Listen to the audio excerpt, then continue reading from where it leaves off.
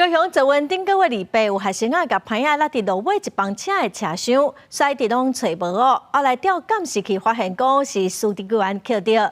这个司机员是讲伊甲歹仔等伫外口的粪扫桶咯，也毋过学生是决定讲要来提出侵占的告诉。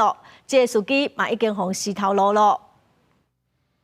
车厢内底未少民众会赶卡棒，也是袋仔。有一个老师伫网络发文，伊的外籍学生顶个月28半暝坐高铁最后一班车，将放钱袋仔顶物品的卡棒袂记哩伫车顶，通报了后一直无找到。到初二，高铁公司调监视器，并问司机员，才知影卡棒互司机员摕走。他自己的描述，他是带出去到站外之后呢，那找了垃圾桶这边把它予以丢弃。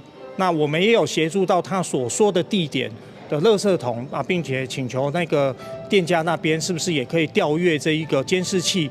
根据高铁公司规定，司机员也是工作人员捡到物件，爱就近交互车站服务台登记，才统一送去失物招领处等失主来领。司机员的做法，互民众无法度理解。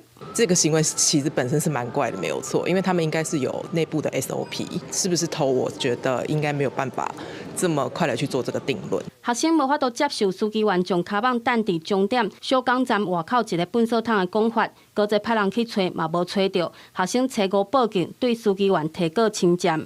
于124年5月5日16时许，至本局捷运警察队提告侵占案，本分局受理该队移转案后， 将通知涉案人到案说明厘清，并依法就办。高铁第一摆发生司机员摕走失物无形的案件，高铁公司会时咧表示，已经将明显违规的司机员免职，后续会由司机员照学生提出的赔偿金额来做赔偿。公司新闻陈焕武、柯正俊高雄报道。